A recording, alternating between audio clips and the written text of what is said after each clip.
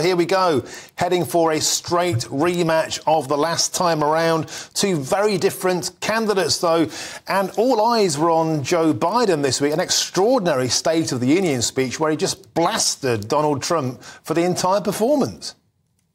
Yeah, I've told people I haven't been yelled at like that since I showed up an hour late from curfew back at my parents' house when I was in high school and hit the mailbox as I was pulling into the driveway. I felt like I was back in that same position.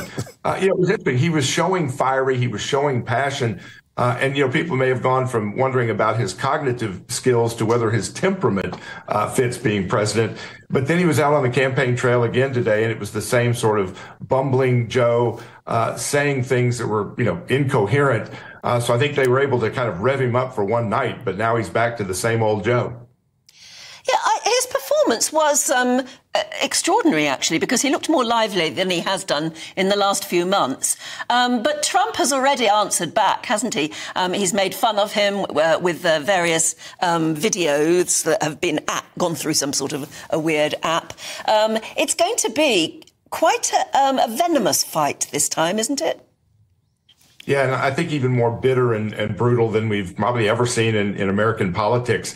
The interesting thing is I think we're not going to see a lot more of Joe Biden. I think they're going to hide him like they did 4 years ago. I was with one of the former press secretaries, Ari Fleischer, the other day. He made the point that last time they hid Joe Biden in the basement. This time they're going to hide him in the basement of Camp David, and Camp David doesn't have a basement. On the other hand, they're going to be going after Donald Trump and let all the attacks on Donald Trump and his personality kind of be their guideline. And in my view, if this campaign ends up being about President Trump's personality, he loses. If he can make it about policy, if he can talk about what he did, what he's going to do, then he probably wins. The problem is Donald Trump likes making it all about him. So he's going to play right into the Biden hands unless he can really focus on policy and not let his personality be the driving force.